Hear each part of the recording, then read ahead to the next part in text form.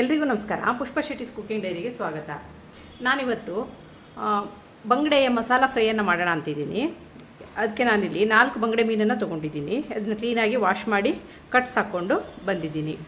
ಈಗ ಅದಕ್ಕೆ ಕೆಲವೊಂದು ಸಾಮಗ್ರಿಗಳು ಬೇಕು. ಅದನ್ನ ಈಗ ಏನೇನು ಸಾಮಗ್ರಿಗಳು ಬೇಕಂತ ನೋಡೋಣ.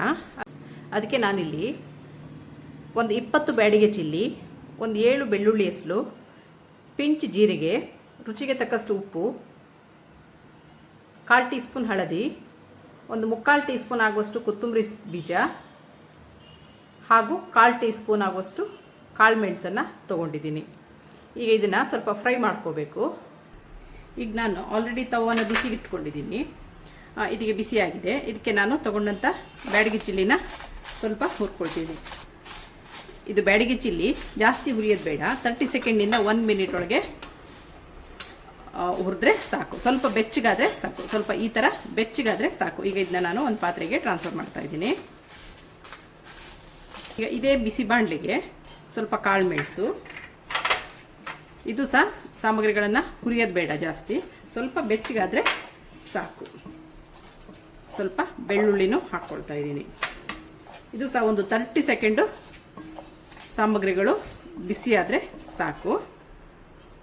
ಜೀರಿಗೆನೂ ಹಾಕಿ ಹುರ್ಕೊಂಡಿದ್ದೀನಿ. ಈಗ ಇದು ಸಾಕು. ಗ್ಯಾಸನ್ನು ಆಫ್ ಮಾಡೋಣ. ಒಂದು ಪಾತ್ರೆಗೆ ಟ್ರಾನ್ಸ್ಫರ್ ಮಾಡ್ಕೊಳ್ಳೋಣ. ನಾನೇನು ಹುರಿದಿದ್ದೀನಿ ಇದು ನೋಡಿ, ಸ್ವಲ್ಪ ಮೆತ್ತಗೆ ಇದೆ. ಈ ಥರನೇ ಇರಲಿ ಮೆಣಸು. ಈಗ ಇದನ್ನು ಒಂದು ಮಿಕ್ಸಿ ಜಾರಿಗೆ ಟ್ರಾನ್ಸ್ಫರ್ ಮಾಡ್ಕೊಳ್ತಾ ಇದ್ದೀನಿ. ಹಾಗೂ ಹುರಿದ ಸಾಮಗ್ರಿ ಬೆಳ್ಳುಳ್ಳಿ, ಸ್ವಲ್ಪ ಹಳದಿ, ರುಚಿಗೆ ತಕ್ಕಷ್ಟು ಉಪ್ಪು, ರುಚಿಗೆ ತಕ್ಕಷ್ಟು ಹುಣಸೆ ಹಣ್ಣು, ಒಂದು 2 ಹುಣಸೆ ಬೀಜದಷ್ಟು ಹುಣಸೆ ಹುಳಿನ ತೊಗೊಂಡಿದ್ದೀನಿ ನಾನು. ಈಗ ಇದನ್ನು ನುಣ್ಣಗೆ ನೈಸಾಗಿ ರುಬ್ಕೊಂಡು ಬರೋಣ. ವೀಕ್ಷಕರೇ, ನಾನೀಗ ಹುರಿದಂಥ ಸಾಮಗ್ರಿಗಳನ್ನು ಚೆನ್ನಾಗಿ ನೈಸಾಗಿ ಪೇಸ್ಟ್ ಮಾಡ್ಕೊಂಡು ಬಂದಿದ್ದೀನಿ. ಪೇಸ್ಟ್ ನೈಸ್ ಆಗಬೇಕು. ಗ್ರೈಂಡರಲ್ಲಿ ಕಡಿದ್ರೆ ತುಂಬ ಚೆನ್ನಾಗಾಗುತ್ತೆ. ನಾನು ಮಿಕ್ಸಿಲೇ ಕಡ್ದಿದ್ದೀನಿ. ಈಗ ಇದ್ರದ್ದು ನೆಕ್ಸ್ಟ್ ಪ್ರೊಸೀಜರ್ ಏನಂತ ನೋಡೋಣ. ಈಗ ನಾನು ಏನು ಪೇಸ್ಟ್ ಮಾಡ್ಕೊಂಡಿದ್ದೀನಿ ಅದರಲ್ಲಿ ಸ್ವಲ್ಪ ಪೇಸ್ಟನ್ನು ಇದಕ್ಕೆ ಹಾಕ್ಕೊಳ್ತಾ ಇದ್ದೀನಿ ಮಿಕ್ಸಿಂಗ್ ಬೌಲಿಗೆ. ಹಾಗೂ ಸ್ವಲ್ಪ ಒಂದು ಅರ್ಧ ಟೀ ಸ್ಪೂನ್ ಆಗುವಷ್ಟು ಚಿಲ್ಲಿ ಪೌಡ್ರನ್ನ ಹಾಕ್ತಾಯಿದ್ದೀನಿ. ಸ್ವಲ್ಪ ಲೈಮನ್ನು ಹಾಕ್ತಾಯಿದ್ದೀನಿ. ಲೈಮನ್ನು ಯಾಕೆ ಹಾಕೋದು ಹೇಳಿದರೆ ಫಿಶ್ಶು ಸಾಫ್ಟಾಗಿ ಜ್ಯೂಸಿಯಾಗಿ ಚೆನ್ನಾಗಿ ಬರುತ್ತೆ. ಈ ಹಂತದಲ್ಲಿ ಉಪ್ಪು ಹುಳಿ ಖಾರ ಒಮ್ಮೆ ಚೆಕ್ ಮಾಡಿಕೊಳ್ಳಿ. ಈಗ ಈ ಮಸಾಲೆನ ಇದಕ್ಕೆ ಹಚ್ಚೋಣ.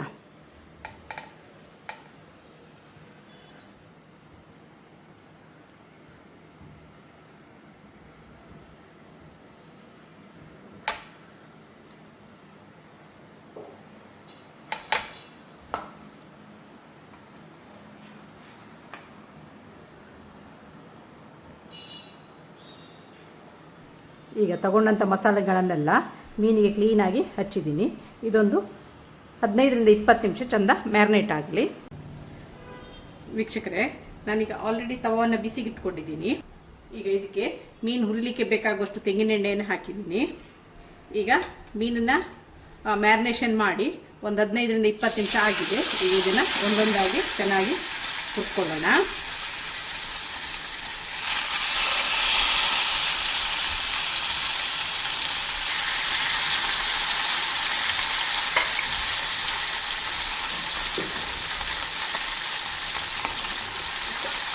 ಮೀನನ್ನು ಕಾಯಲಿಕ್ಕೆ ಹಾಕುವಾಗ ಎಣ್ಣೆ ಬಿಸಿಯಾದ ಮೇಲೆ ಹಾಕಿ, ಆವಾಗ ಮೀನು ಚೆನ್ನಾಗಿ ತವಕ್ಕೆ ಹಿಡಿಯಲ್ಲ, ಚೆನ್ನಾಗಿ ಎದ್ದು ಬರುತ್ತೆ. ಈಗ ಇದನ್ನು ಮುಚ್ಚಿಡೋಣ. ಈಗ ಆಗಿದೆಯಾ ನೋಡೋಣ.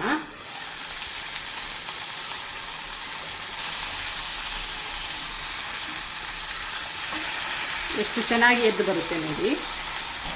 ಎಣ್ಣೆ ಬಿಸಿಯಾದ ಮೇಲೆ ಫಿಶನ್ನು ಹಾಕಿ, ಆವಾಗ ಯಾವುದೇ ಕಾವಲಿ ಆದರೂ ಈ ಥರ ಚೆನ್ನಾಗಿ ಬರುತ್ತೆ. 2 ಸೈಡು ಚೆನ್ನಾಗಿ ಬೇಯಿಸಿ ಒಂದು ಪ್ಲೇಟಿಗೆ ತೆಗೆದಿಟ್ಕೊಳ್ಳೋಣ.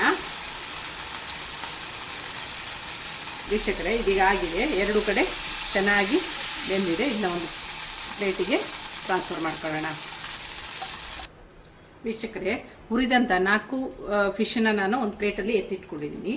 ಈಗ ನೆಕ್ಸ್ಟ್ ಪ್ರೊಸೀಜರ್ ಏನಂತ ನೋಡೋಣ. ಈಗ ಇದೇ ತವಕ್ಕೆ ನಾನು ಮತ್ತೆ ಸ್ವಲ್ಪ ತೆಂಗಿನೆಣ್ಣೆಯನ್ನು ಹಾಕ್ತಾ ಇದ್ದೀನಿ. ಈಗ ಇದಕ್ಕೆ ಸ್ವಲ್ಪ ಬೇವಿನ ಗರಿನ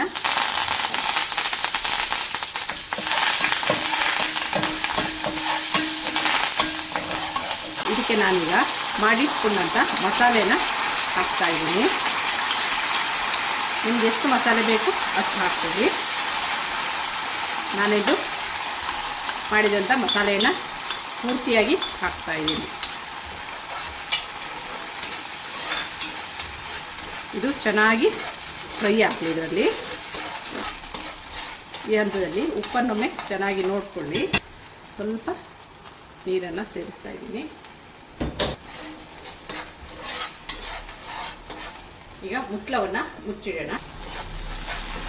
ಇದನ್ನೊಮ್ಮೆ ಚೆನ್ನಾಗಿ ಹುರ್ಕೊಳ್ಳೋಣ. ಮಸಾಲೆ ಪಾತ್ರೆಯನ್ನು ಬಿಡ್ತಾ ಬರ್ತಾ ಇದೆ ನೋಡಿ ವೀಕ್ಷಕರೇ. ಇದೀಗ ಚೆನ್ನಾಗಿ ಫ್ರೈ ಆಗ್ತಾ ಬಂದಿದೆ. ಈ ಹಂತದಲ್ಲಿ 1 ಟೀ ಸ್ಪೂನ್ ತುಪ್ಪ ಅಥವಾ ತೆಂಗಿನ ಎಣ್ಣೆಯನ್ನು ಹಾಕಿ.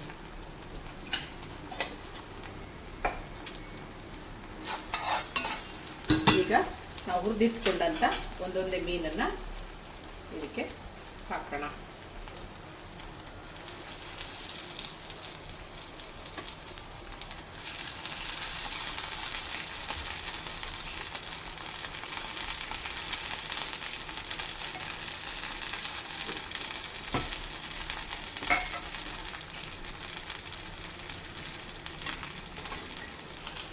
ಈಗ ಎರಡೂ ಕಡೆ ಇದನ್ನು ಚೆನ್ನಾಗಿ ಕಾಯಿಸಿ ತೆಗೀರಿ.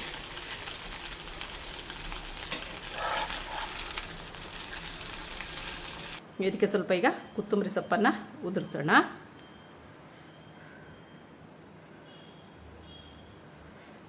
ವೀಕ್ಷಕರೇ, ರುಚಿ ಶುಚಿಯಾದ ಬಂಗುಡೆ ಮಸಾಲ ಫ್ರೈ ಸವಿಯಲು ಸಿದ್ಧವಾಗಿದೆ. ಇದು ತುಂಬಾ ಚೆನ್ನಾಗಾಗುತ್ತೆ. ನಾನು 4 ಮೀನಿನ ಹದದಲ್ಲಿ ಮಾಡುವ ವಿಧಾನವನ್ನು ತೋರಿಸಿದ್ದೀನಿ.